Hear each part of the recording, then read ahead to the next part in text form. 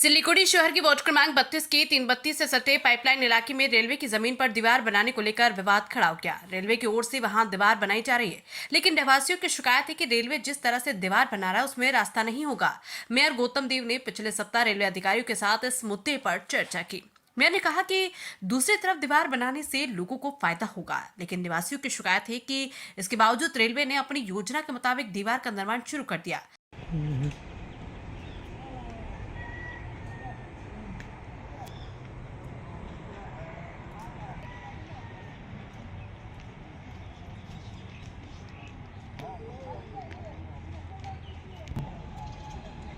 वंदे मातरम वंदे मातरम वंदे मातरम वंदे मातरम मोदना जी जिंदाबाद जिंदाबाद जिंदाबाद मोदना जी जिंदाबाद जिंदाबाद जिंदाबाद जिंदाबाद मंचिनामन बनो मंचिनामन बनो मंचिनामन बनो मंचिनामन बनो वंदे मातरम। पर रविवार से दीवार के पिलर बनाने का काम शुरू हो गया है।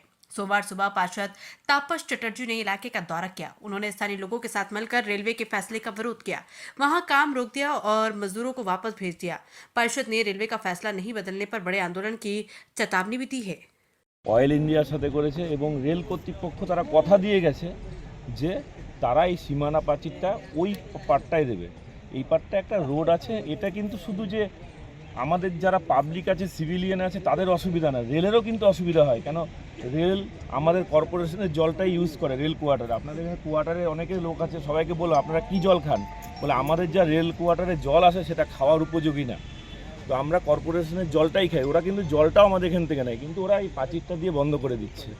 এতে এই প্রাচীরটা দেওয়া মানে হচ্ছে আমাদের এই 3 কলোনি অবধি ওরা টানবে প্রাচীরটা। তাতে আমাদের প্রচুর, এখানে প্রায় 60-70 বছর আগে আমার জন্মের আগের থেকে এখানকার মানুষরা বসবাস করে। তাদের কি হবে? তাদের তো কোনো পুনর্বাসনের ব্যবস্থা করবে না। তো আমরা বলেছি, কিন্তু মেয়রকে রেল কর্তৃপক্ষ কথা দিয়ে গেছে যে আমরা রেলকে একটা লেটার করব, এটা রেল বলে গেছে, তারপরে এই কাজটা শুরু করব। কিন্তু আমরা হঠাৎ জানতে পারলাম যে কালকের থেকে ওরা কাজ অলরেডি শুরু করে দিয়েছে এবং ওরা যেভাবে করছিল ওইভাবে কাজ শুরু করে দিয়েছে। তাই আমাদের এলাকার মানুষ নিয়ে আমাদেরকে আন্দোলনই আমাদের রাস্তা, তাই আন্দোলনে নেমেছি আমরা। আজকে কি হবে? আজকে প্রথমে যখন ওরা কাজ শুরু করতে, আমাদের তো যারা কাজ করছিল সেই শ্রমিকদের সাথে তো কোনো আমাদের বিক্ষোভ নেই। তাদেরকে বললাম, ভাই তোমরা এই কাজটা বন্ধ করো, তোমাদেরকে যারা পাঠিয়েছে তাদেরকে পাঠাও।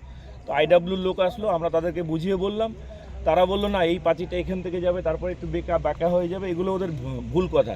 এই কাজটা, প্রথম কথা হচ্ছে কাজটা বন্ধ করতে হবে। প্রয়োজনে আমরা মেয়রকে সাহেবকে জানাবো, রেলের সাথে আবার কথা বলবো, ওরা পাঁচিরটা যদি ওই পারে দেয় তাহলে ঠিক আছে, পাঁচিরটা কিন্তু আমরা এই পাশ থেকে আমাদের এলাকার লোকের আমরা দিতে দিব না। আমরা পাঁচিরটা রেল যদি আগের মতোই কাজ করে তাহলে আপনাদের মানে কি আগামী আন্দোলন এটা বিক্ষোভ বড় হয়। এই আন্দোলন তো আজকে শুরুবাত করলাম। এই আন্দোলন অনেক বড় আন্দোলন হবে।